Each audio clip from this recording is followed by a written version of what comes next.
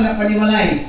Personal na ito ang mga pagpaningkamot. I know, as the promise of God, as promised to him, as promised to Joshua, will be a promise to everyone, meaning kabuntagon. Amen ba? When the Lord goes ahead or before you, ingon siya din na, hindi ka malulunod. Tama po?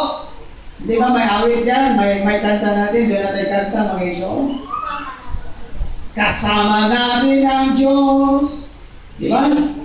Hindi ka malulunod. Tama po. Kasama natin ang Diyos. For the year 2018, remind yourself that God is with us and He is before us. All you have to do is stay close enough to His footsteps. Kinahanglan sa pagtabok dihay mga igsoon, kung ako karon si Joshua, ang Ginoo nagsaad kaniya nga mag-una kang Joshua, mapalayo ba ka si Joshua sa Ginoo? No. Kay kada tikan sa Ginoo mahubas, tumban po ni Joshua ang hubas. You say amen. Ingon man kanato kung ang atong tikan pagsunod nato nga naguna ang Dios, di ka magpaluyo at magpalayo, kundi magpaduol ka kanunay kaniya. Amen ba? It is like following someone who carries a torch through a dungeon or tunnel. Stay close and you won't stumble, but lag behind and you are quickly engulfed in darkness. Sa usa ka ilustrasyon, kung doon ay tunnel nga pag-sudlon, unsay mahitabo o unsay hulagway sa tunnel, daw dulong pas alkitran ang nilalong sa tunnel. Pero kung doon ay mag-una, magdalag suga, asa kaha ang kahayag, naa sa duol nga nagdala sa suga. Can you say amen? Then kung naa ang kahayag sa nagdala sa mga suga, magpalayo kaha ka aron makatilaw ka sa kahayag? No. Aron mapaymuslan din mo ang kahayag, kinahanglan mo paduol ka sa nagdala sa mga suga, sa ingon ang kahayag, imo mapaymuslan. Amen ba? Ingon niya na ang atong relasyon unta, nito 2018, dili na ka magpalayo, kundi kanunay ka magpaduol. Diha sa pagtikang sa Lord, sa Ginoo, kita anaa kanunay nagasunod kaniya. Can you say amen? Amen. Stay close and don't stumble. I won't stumble. But lag behind and you are quickly engulfed in darkness. Kung mahinam, kung ikaw magkapalayo sa kahayag, daw dulong o ngit-ngit tayo ang dalan. Daw di ko niya magdagma o mamukmo ka sa maong agianan. Next. Promise number 2. Asa ito number 1? The Lord will go before you. Mag-una. Okay? Promise number 2. The Lord will be with you. So sometimes sa gauna, di sa kaniya, biyaan. Ako usually, kung magkuyog ka, mabiyaan ka yun, labi na magpadugay-dugay din po. But the Lord's promise to us this morning, as we come together with Him, He will be with you. He will be with us. Amen ba?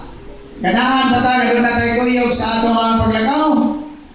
Oo, ako yun, di na ko tayo ganahan maglakaw ka mag-inusan.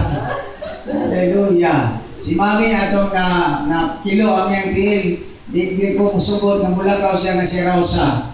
Ako lang nang itipigan sa akong dughan. Kaya akong siguro yun nga kung mulakaw siya, dan kung din niya si Daryl, na mahingon niyang sungkod, hindi man siya magdag-sungkod. Brother John, salamat sa imong sungkod. Kaya ang iyang ipuli nga sungkod si Daryl. Salamat na maglakaw siya itong panahon na si Daryl. Sapnay, alalay o muagap kaniya. Ulay doon ang Diyos. The Lord will be with you. Igangin mo kaugalingon. The Lord will be with me. Together say, the Lord will be with me. Together say, the Lord will be with me this year, 2018. Kung sa binisay organization mo in English, ang Diyos magakuyo kanako. Ang Diyos mag-auban kanako. Ingay mo kaugalingon. Ang Diyos mag-auban kanako. Meaning 2018. Wow! The light Lord ang Ginoo. Amen ba? Would you hesitate to face your problems if you knew the Lord was with you, is with you. Even if you're facing a Goliath, one plus God makes a majority. Salamat lang ta sa Ginoo. Nga kung ikaw maglagaw, mag-inusara na ay kakul mainam, na ay kabalaka. Pero kung ang saad sa Diyos, siya magkakuyog kanimo, siya magkakuyog kanako, siya magkakuyog kanatong tanan, then ang pagtabok nato o paglakaw nato niining tuig 2018, pulba mawala. Can you say amen? Amen. Hallelujah. So di kita magduha-duha diha sa atong pagpangalagad sa Ginoo niining tuig 2018. Ayaw kabalaga kung daghan mong ingon nga basin mo sangko ka na sa langit kay nagsige ka nagbalik-balik sa simbahan. Why kasangkuan nimo sa langit mga igsoon kung magbalik-balik ka sa simbahan. Kanang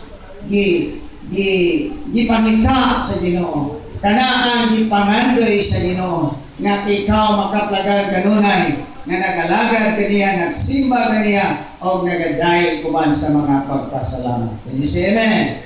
Amen. Hallelujah. Next. Leon ni. Promise number 3. The Lord will never leave you nor forsake you. Okay, what's the number 1? The Lord will go before you. Number 2. The Lord will be with you. Number 3. The Lord will never leave you nor forsake you. Bisay ko na ito ni. O sa Bisaya, ang Diyos dili magabiya o mo sa likway kanimo. Can you say amen? Tulong ka mga saad sa Diyos na masandigan na ito nining tuig 2018. As Jesus walked up in the mountain of Olives for the last time, He said, Lo, I am with you always, even unto the end of the age. Sa alisan sa Ginoo, bisan asa pa ka moabot ani ginatumian na niini nga kalibutan. Dili yun ikaw biyaan or isalikway. Daghang mga pamilya, mga igsoon, mga pamiyaan asawa, doon ako vice versa, ang mga banag ipamiyaan. But here, God, the God that we serve, the God that we worship, the God that we give praises and thanksgiving, promise to everyone, nagasaad kanatong tanan, dili kaniya biyaan, dili kaniya isalikway, dili kaniya biyaan ng igsoon, as a congregation, as a ministry, dili sa Hillside Mangahan. The promise of the Lord, He will never leave us.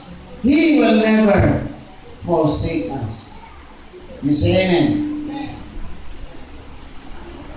We usually fear what we don't understand. But God is telling us as we face the unknown, do not be afraid. In fact, mga igsoon, when Jesus told us, when God assured us of His promise that He will be with us, He will never leave us nor forsake us, then unsay liyon ni anak. Kaya di man kaniya diyaan, siya magkakuyog man kanimo, di man kaniya isalikway, ingon siya din na, huwag tama ang kahadlok o ang kabalaka. Isa'y mabalakon din mga igsoon. Isa'y mahinadlokon kaayo. Di nato may siguro kung sa unahan, usahay mag-unao ang atong hinam nga pagabatiyon. But itanong na to ang saad sa Ginoo sa atong mga kinabuhi. Di tangay mahadlok. Do not be afraid and do not be discouraged. Ang pinaka-old, obsolete merchandise in the grocery nowadays. Nabalo mo? Yan bang old, mga obsolete na mga merchandise na dili na amay mahalin. Kung sa the world is discouraged. Di na taangay mo palit, anak, mga igsoon. Can you say amen? Nadumdum ko ani ni G, dali kayo ni siya ka-diskurani kung una wa kay asawa. Salamat na tayo, nakapato na siya kasawa na huwag tayo ng iyang pagkadiskurahin. Di na siya tayo mag-uul. Sa ito, magkumpak-kumpak pag hindi siya. Kaya muuli lagi sa ila. Saan ka naman? That is the oldest, obsolete merchandise na di taangay mapalit. Can you say amen? Mga Kristohanon, mga anak sa Diyos, kuhaon na nato sa atong mga dayan-dayan sa kinabuhi na ng word discourage.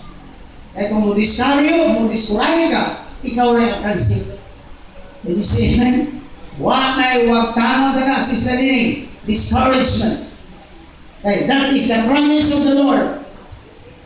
As He assured us that He will be with us, that He assured us that He will never leave us nor forsake us, we have God that would give us encouragement. Can you say amen? Ipasulati ang among sa Diyos by the power of His Holy Spirit to encourage us. In fact, we have the Word of God that would encourage us if we felt discouraged sometimes. Usahay, ayun nila, madiskurahin ka.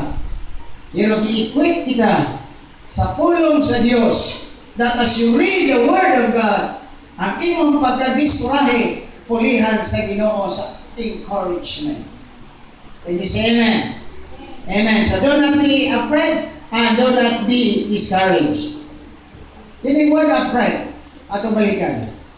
Nanghanan ka na ito, mahadlok kayo ta, muhatag sa itong ikanapulo. Ubang kita ni anak, nga issue. Kaya ang uban, ganahan unta, muhatag. Pero na ang kahadlok, nga kung muhatag sila sa ilang ikanapulo, mawanan sila. Is that the real story? Ingon pa din siya atong last time? Bisan siya, biktima pa niya na. Kung tigit-tigion lang sa niya hatag ang ikanapulo. Daw kung imong tigit-tigion ang imong ikanapulo, dili na ikanapulo. Kaya, 10 times is 10%. So kung kuhaan mo niya, dili na siya times. Amot lang sa inyong tawag, anak. Oh, partial times. Di po sa partial times. Kaya ang times 10% po yun. So, ang word is afraid. Ako salamat ako sa Ginoo, I was delivered in that kind of character. Kaya ako nagisugdan sa tigi-tigi primero. Pero na-overcome na ko, then God is true with His promise. Hindi kita niya pasagdan. Kung muhatag ka sa mga ikanapulo, then one na ipalit mo bugas, kaya ihatag mo sa ikanapulo, kaya di masatuin mo anong ipalit manin mo bugas. Are you with me? Handong lang nagpasulabi. Ipigan lang din mo. Kalapait ang imong gawas. Yeah. That's the word of God. That's not from Pastor Mario. That's why we are praying sa among prayers. Don't pray. We started last Monday. Nagsugod kita ang mga pagkampo last Monday sa buntag. Kadaon. Alas 4 kayo sa alas science. One of our prayer concern. Doon ay na-assign ani. Bisa siya ang pagkatulog, bisa siya ang paglakaw, bisa siya ang mga pagkampo, iya ginigdaton sa iya mga pagkampo. Sa prayer concern na naging on. God will be raising up millionaires, meaning a congregation once more. When God raised my mind as millionaire, meaning a simbahan, we are praying more millionaires. Na panalanginan sa Ginoo, taggaan sa espesyal na pabor na magagikan dito sa atong iglesia. Can you say amen? Tinood sa tao mga igsoon. It's hard to believe. For a person like me, it's hard to believe. But with God, all things are possible. Amen. Tinood kung multig mo, kung hisgot na tag-figure mo na igsoon. Isa pag 20,000, 30,000, 50,000, tako na ginakayo. Imposible na mag-provide na kita din sa itong mga kaigsunan, lisod. Mulingi ka sa likod, mulingi ka sa mong kilid, mulingi ka sa mga tubangan. Unsa may mga tawanan, unsa may mga kapasidad na. Pero, ang Ginoo, di timan-an na tandaan, ireserbahan na kag millions, hallelujah. O kana nga millions, kaya na nang giningi kung kinsa na muhulog ang millions. Hallelujah, sigurado na sa kanlo, anak. Hallelujah. Dalay ko ng Diyos, malabakan na ito ang Ginoo, mga igsoon. Yeah. Do not be afraid to serve the Lord this year 2018. Ayaw yung kahandog. That is the promise of God. Do not be afraid and do not be discouraged. So ay di nagkamalamanuhan sa pastor, diskuray nagkamuhunong na nagsimba, imo ang kansi. Do not do that. God is assuring us. Ang Diyos sige na nasyo, nagapaniguro na daan sa Panginoon. Di talaga kamo kasandan, ay di mo angay mahadlok. So kung unsa man na ikapulong iyang pa sa Ginoo, ayaw paksiin. Kung natin itong membro din magtiayon, naghatag siya iyang ikapulong, ipasa sa iyang bana. Pag-abot sa bana, dipaksihan sa bana. O niya, pag-abot sa bana, ipakutana. Ihatag niya mga ito yung nakapulong. Dugay siya nakatubag. Ano nga dugay siya nakatubag? Ay dipaksihan din niya. That's why, pag sulti niya, napaksihan na ito. Isang gano'n ang tinong paksihan. Imo magitumukan. Sama sa gingon sa Proverbs chapter 3, verse 5 and 6. Trust in the Lord. Mga nang atong keyword. Trust in the Lord and lean not into your own understanding. In all thy ways acknowledge Him and He shall direct your path. Ang atong pagsalig nasa Diyos, di ka angay magtumong-tumo, di ka angay mupaksi, kaya ang imong pagsalig nasa Diyos, sa diyang imong himuon, ang ipabuhat sa Ginoo kanato, then He will direct your path. Raan o mandukan ka sa dalan, asa ka padulong, kung mahugtan ka sa imong bugas, God will direct your path. Can you say amen? Amen. Anak din mga igsoon to tell you, we are praying hard and I know God will be raising millionaires. Hallelujah. Now may sa prayer concern na mo mga igsoon, that because Maymay has shared to us by the grace of God, faithful din siya sa iyang paghatag, then we are praying that the professionals, the businessmen in this congregation will be like the attitude of Maymay, that he is just willing and full of faith that they will give their tithes and an offering to the Lord. Total. All tithes. Amen ba? Usahay na lang din niya punyi. Kaya dagang kayo nag-ampo ang mga igsoon na ma-raise up ang tibuong congregation din sa Hillside. Bulahan ng mga katauhan na nagalagad sa Diyos. Kaya nagmantinod. Ano man sila? Walay kahadlok o kaniskurahi diha sa atong pagpangalagad sa Ginoo. Can you say amen? Amen ba? Oh, wara-wara ko rin yung kabuti kung amen ba ginatinood. So, we will be expecting na kuha ka ng fear. Kuha ka ng afraid. Ingon sila na, do not be afraid. Give us unto the Lord what is due to the Lord. Give niya, spend what is due to you. Kung sa man 90% mo na, kamita for the glory of God. Can you say amen?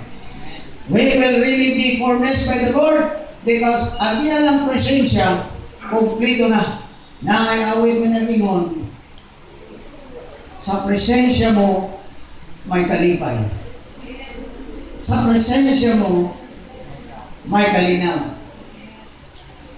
Because you abide in the word of the Lord, bisan pa nakahatag ka sa imong ikanapulo na kay kalipay. Pero kung di ka mahatag sa imong ikanapulo na ay ka problema. You did not trust the Lord. Salamat na tas Ginoo ni Jeho, gwapo kayo siya. Napakay siya si Jeho. We are praying all of the standing here in front will be wearing long sleeve with necktie. Hallelujah. O niya, kanapag yung slap-slap yung nagyod. kita gyud nga panalanginan kita sa Ginoo. Dili na kita mo yung kumusta ka siya? Maura gyapon sa maura gyapon, short pan si pa, no sir. Dili na magmauswagon. Nanay, di kayo sleep sa pakul. Praise the Lord, hallelujah. Di na maog gyapon, di panalanginan gyud sa Dios. Amen ba? Amen. So do not be afraid. Sama sa ingon din na sa gospel na mga may nadlukon na mabalakan mo kanang punos sa balaga. Isa yan na sila ng klase ng mga tao nagisgutan niya si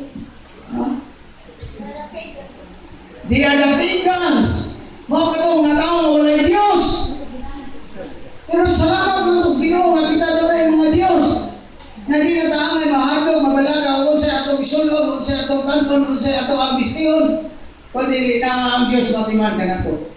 That you say amen. Don't not be afraid, don't not be worried, don't worry.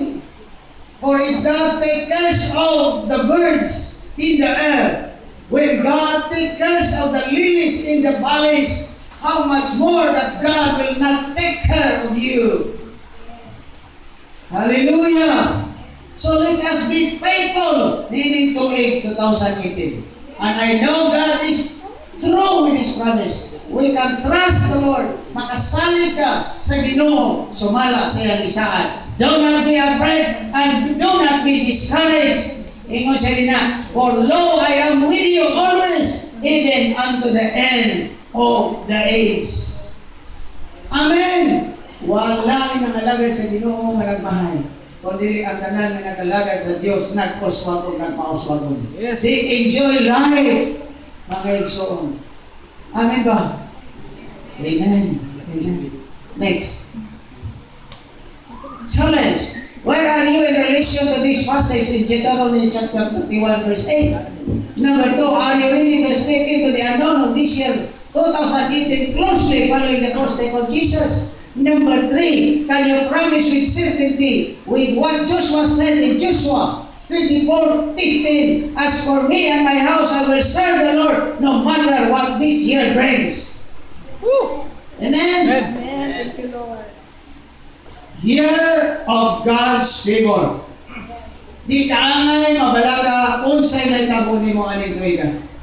Kumusalig lamang kita sa Dios sa maong hagit. God is true to His promise. Tumano na sa Ginoo sa matag sa ganun. And I know that when God prospered you, He will use you to become partners of the ministry. Amen ba? Mahimo kitang kaabag, dili mga babag. Kay daghan kaayo nga gi-raise up sa Ginoo na imong babag. O salamat lang sa Ginoo nga wa na dinhi ang mga grace up sa Ginoo na himong kaabag sa maong buluhaton. Sa paagi nga ang buluhaton sa Dios magapadayon alang sa kaymayaan sa Ginoo. Amen ba? Amen. So, saad ni Joshua sa Ginoo. Mao man agad doon naman ito'y contest atong panahon na. Kampo 1 o kampo 2. Si Joshua na sa kampo 1. Kanya, ang kampo 2, tuwa dito, kalibutanon kayo. Galing-galingon niya si Joshua. Tuwag ang Diyos.